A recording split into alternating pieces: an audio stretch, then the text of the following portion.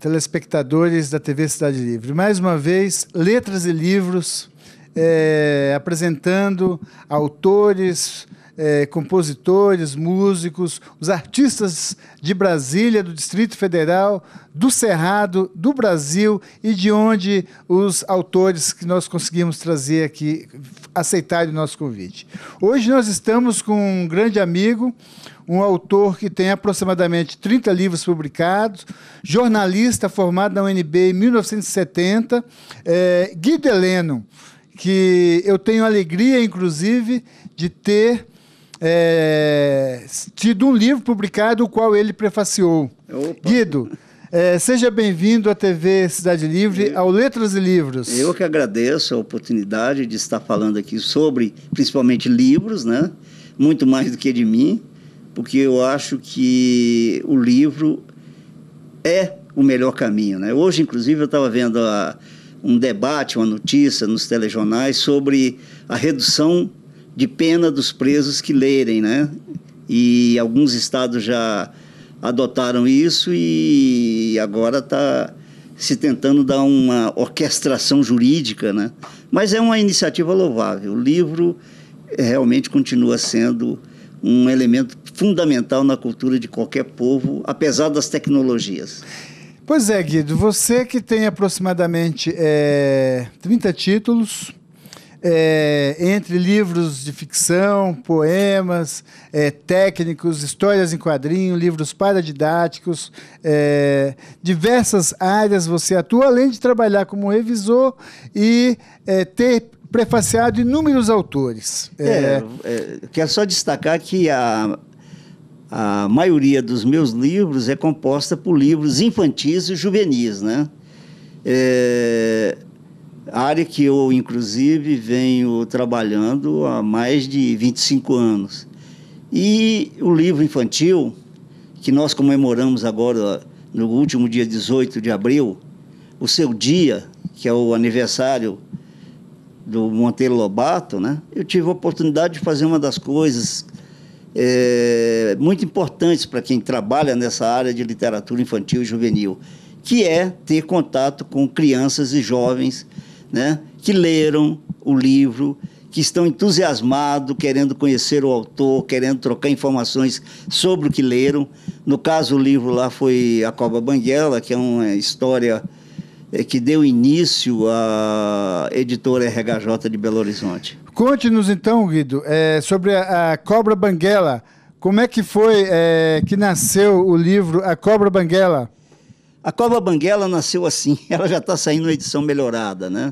Já tem outra edição, é uma nova edição. A edição nova é aquela. Então é o seguinte, a Cobra Banguela, na verdade, foi uma música.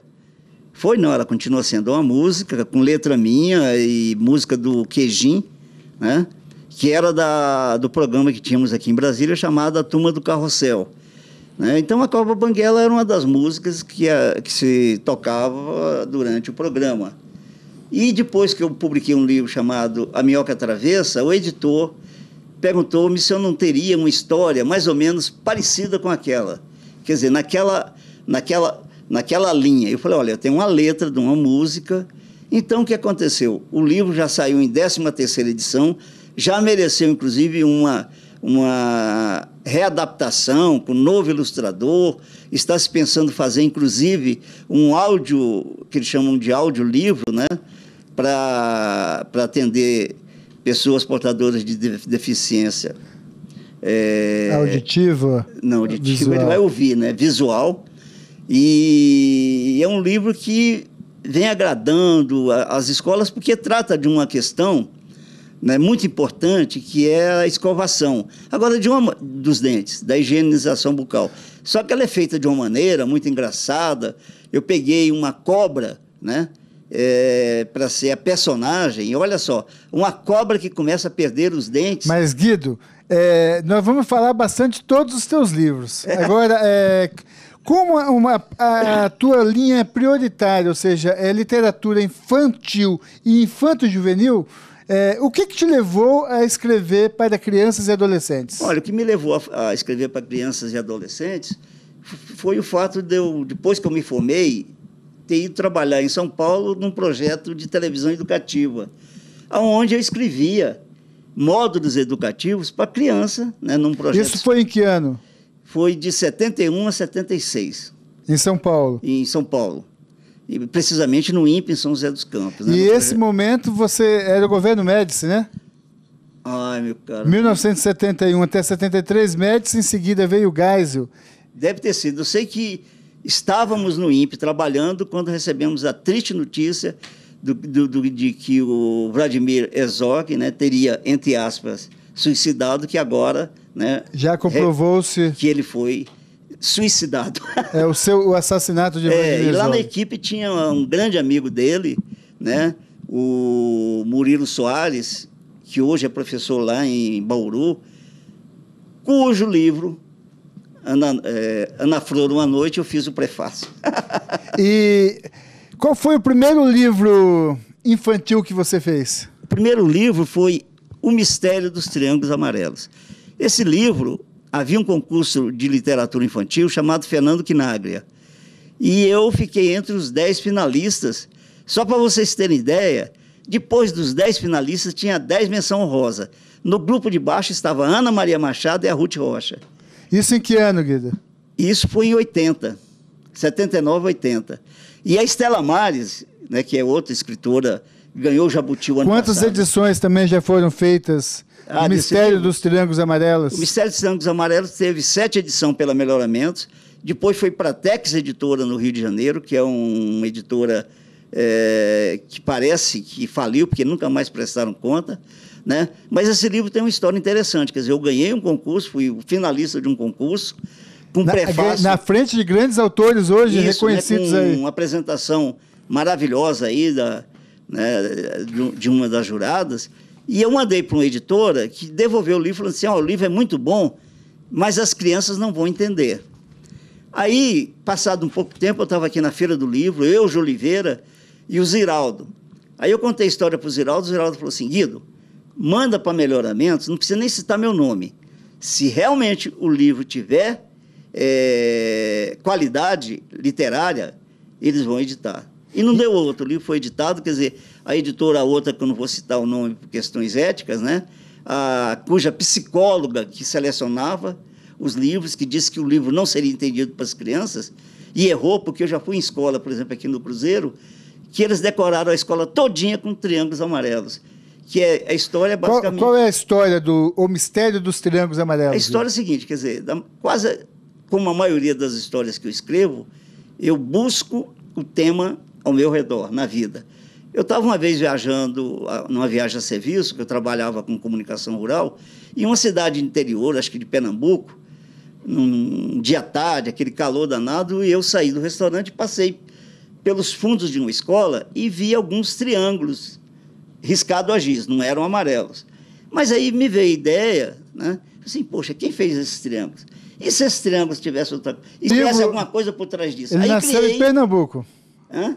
Em Pernambuco, durante uma cidade interior. Na cidade interior de Pernambuco. E aí eu comecei a inventar, poxa, quem está desenhando isso? Qual é o motivo? Aí eu criei uma história, claro que eu fui muito além disso, né, de uma escola que começam a aparecer triângulos amarelos em todos os lugares. Inclusive, uma hora lá, entra um besouro na sala, né, e aí um aluno lá pega e na asa dele tem um triângulo amarelo. Ô, né? Guido, nós falamos de A Cobra Banguela, O Mistério dos Triângulos Amarelos.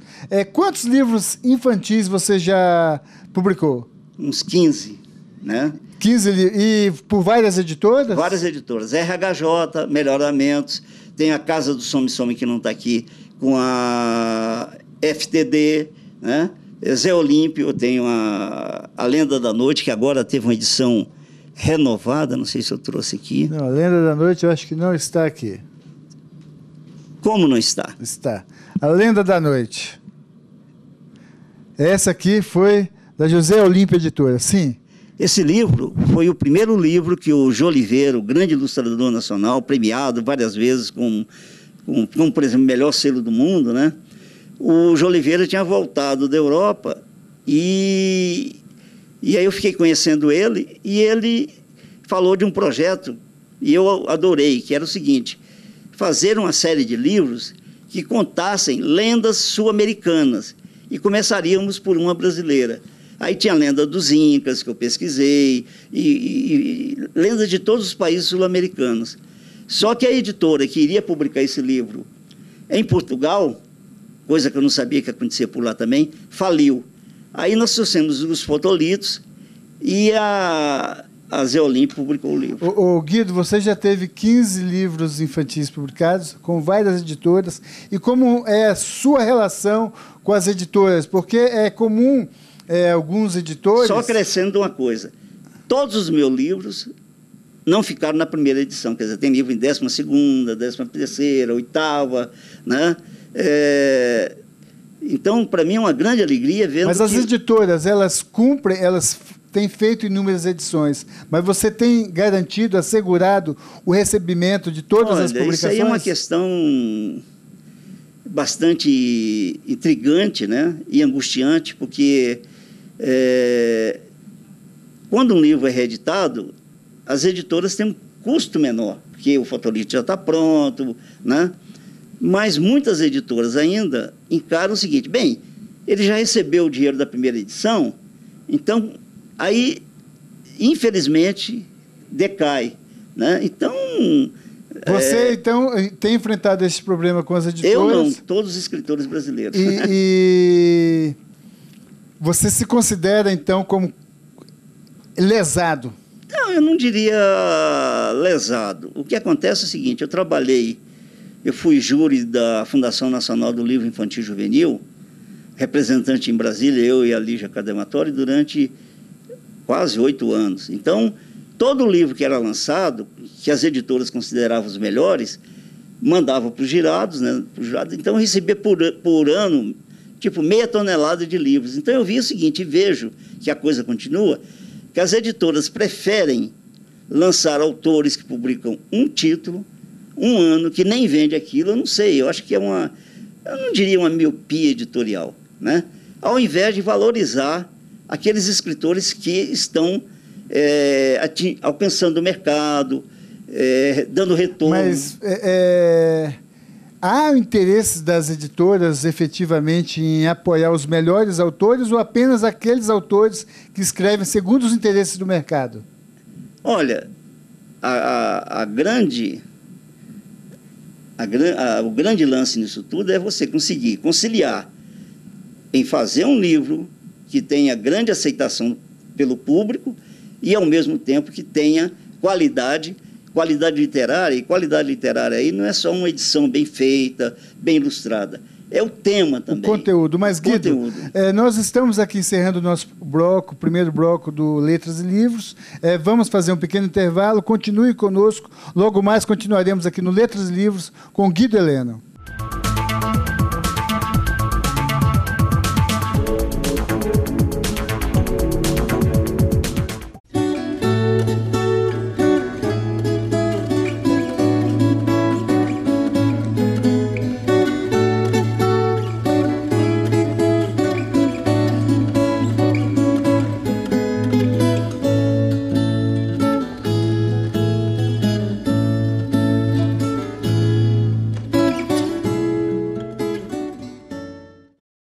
Estamos aqui novamente com Letras e Livros, hoje conversando com Guido Heleno, jornalista formado na UNB em 1970, nascido em Anápolis, roteirista, contista, revisor e um autor renomado. Nós falávamos, Guido, sobre o teu trabalho com 15 livros publicados, livros infantis. E juvenis. Como é que você vê hoje a criançada e os adolescentes em relação à leitura? Há interesse efetivo das escolas em fomentar e incentivar a leitura, das livrarias em criar oportunidades e das editoras em descobrir os talentos como você para que efetivamente coloquem os livros na rua? Há esse apoio real e essa empatia da criançada para a leitura? Olha, por parte da escola eu digo o seguinte: sempre há interesse, às vezes não há preparo e nenhuma política específica em termos de investir, ter uma biblioteca agradável, com um acervo realmente bom, né? Porque eu já visitei escola que elas compraram 30 livros de um autor, sei lá o quê, de um livro adulto que ninguém leu, quer dizer, como isso aquele livro foi para parar crianças. para uma biblioteca infantil, né? Então, outra coisa que falta é realmente, talvez, a divulgação dos bons trabalhos escolares por parte dos professores em termos de descobrir e praticar caminhos que levem, que aumente essa... E justamente, Guido, qual é o caminho que possibilitaria aos professores levar os livros aos estudantes, às crianças? Né? Além do apoio e ter um bom material para trabalhar, porque não adianta você levar um livro ruim, né? Um livro que não é interessante, e botar a criança obrigatoriamente para ler aquele livro. Quer dizer, ao invés de incentivar a leitura, ela está até firmando que o livro pode ser um castigo. Isso não é o recomendável. Eu, por exemplo, aqui na escola, se não me engano, de Samambaia, uma das escolas mais simples que eu já visitei, no entanto, tinha uma professora lá que era um exemplo vivo de como utilizar a criatividade em favor do incentivo à leitura. Sabe o que ela fez? Ela achou na rua um autorama quebrado, né, jogado. Ela consertou aquilo, colocou na parede da escola, lá da sala de aulas. Ela comprou uns carrinhos de corrida. Em cada um deles, ela colocou o nome de uma criança e falou assim, olha, vai começar uma corrida. Cada livro que vocês lerem, vocês vão avançando. Ganhar um passinho. Né? Então, quer dizer, criança que nunca tinha lido, começou a ler e tal.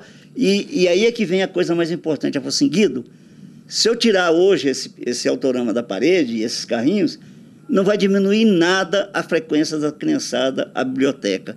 Por quê? Mas, Guido, esse caso ocorreu em Samambaia.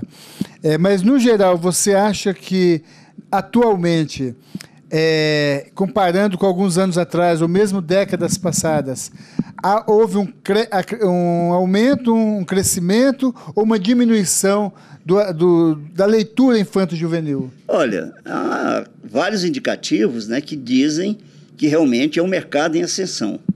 Né? O primeiro deles, o crescimento de números de editoras, inclusive editoras estrangeiras comprando editoras nacionais, né? Cuja linha principal é a linha para crianças e jovens. Toda Bienal de Livro, toda Feira de Livro, o livro infantil e juvenil é um setor, né, dos mais visitados. E também o seguinte, quer dizer, hoje, com a adoção de livros, porque antigamente você só tinha um caderno, um livro, né? Hoje não, é um monte de livros, inclusive os livros de leitura. Então, essa, entre aspas, obrigatoriedade faz com que haja, né, uma demanda para o livro infantil e juvenil. E Guido, além do livro infanto-juvenil, você tem os livros, por exemplo, você escreveu Príncipe Maurício de Nassau, o holandês do boi voador, que mostra a história da resistência, da ocupação holandesa em Pernambuco. O livro foi publicado em que ano? Foi publicado em, acho que 88. E ele aqui tem da Fundação Nacional Pro Leitura, e ele foi publicado na Holanda também? Esse livro... Conte-nos um pouco sobre esse livro. É o seguinte, era um projeto meu e do Jô Oliveira, né, para mostrar a verdadeira, ou procurar chegar mais próximo da verdade, sobre essa figura, né, fantástica que é Maurício de Nassau. A gente sabe que todas as edições de livros portugueses, de editoras nacionais e tal, nós temos os invasores holandeses, quer dizer, já coloca numa situação de invasor, né? Como foram os portugueses, ingleses, holandeses, chegou, né? Invasor também? Ou seja, todos invasores. Agora, você imagina uma pessoa, né, que veio para o Brasil com uma pleiade de artistas, astrônomo, médicos, pintores, né? Será que esse cara queria só extrair riquezas, né? E olha só, ele passou 7 anos em Recife e Olinda.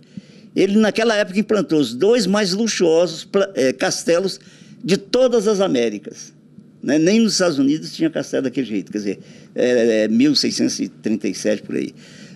Ele implantou o primeiro observatório astronômico. Ele construiu pontes.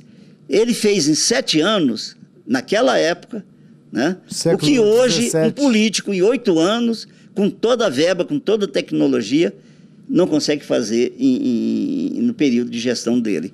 Ele fez tanto que quando ele saiu de lá, que eu acho que a intenção dele era... Ele entrou em rota de colisão com a própria Companhia das Índias, né, porque o negócio dele era extrair riquezas e não começar a construir e implantar uma cultura, né? Então, os portugueses se reuniram, falaram que pagariam o dobro que ele ganhava das Companhias das Índias holandesas, para ele continuar lá. Porque sabia que depois que ele fosse, aqueles 7 anos de extraordinário progresso iria... E qual foi a recepção do livro O Príncipe Maurício de Nassau, o holandês do boi voador? Primeiro, a grande alegria da gente ver que teve uma edição em holandês, que a gente foi lido na Holanda, né? A segunda, que a gente conseguiu fazer um livro tipo juvenil, mas que vários adultos que leram, né, falaram assim, poxa, agora eu entendi mais disso. Inclusive, teve uma vez uma mesa redonda aqui em Brasília, que eu fui convidado para estar no meio de professores da UNB, de pesquisadores e tal, para falar sobre esse livro, né? Quer dizer, uma porque questão... há uma debilidade muito grande ainda na história brasileira. Prova disso, história e até na cultura. Essa nova justa emenda constitucional que assegurou os direitos dos trabalhadores domésticos. Ainda há gente questionando, porque pensa que nós vivemos no período da Casa Grande. Então, em relação ao período que os holandeses estiveram em Pernambuco, também há muita desinformação. Bem como... Não sei se você sabe, mas o Maurício Nassau, naquela época, escravo não tinha descanso, né? Ele instituiu o descanso semanal para os escravos. Ele permitiu liberdade de religião. Tanto é que a primeira mesquita, a primeira sinagoga feita no Brasil foi feita em Pernambuco, lá em Recife, Olinda, né? Então, ele, com a sua cultura, porque era um cara, na verdade, ele não era holandês, ele era uma constituição da Europa, mas ele é alemão, né? Ele falava latim, ele falava francês. Guido, você também escreveu o livro Gente, Cultura e Histórias do Brasil Rural, que fala da realidade, da cultura, do comportamento do povo camponês no Brasil. Como é que foi a história desse livro? Bem, essa história desse livro, né, eu fui convidado pela editora Dimensão, desafiado, né, a escrever um livro para o público dos 2 últimos anos do ensino fundamental e também para professores, né, sobre o campo.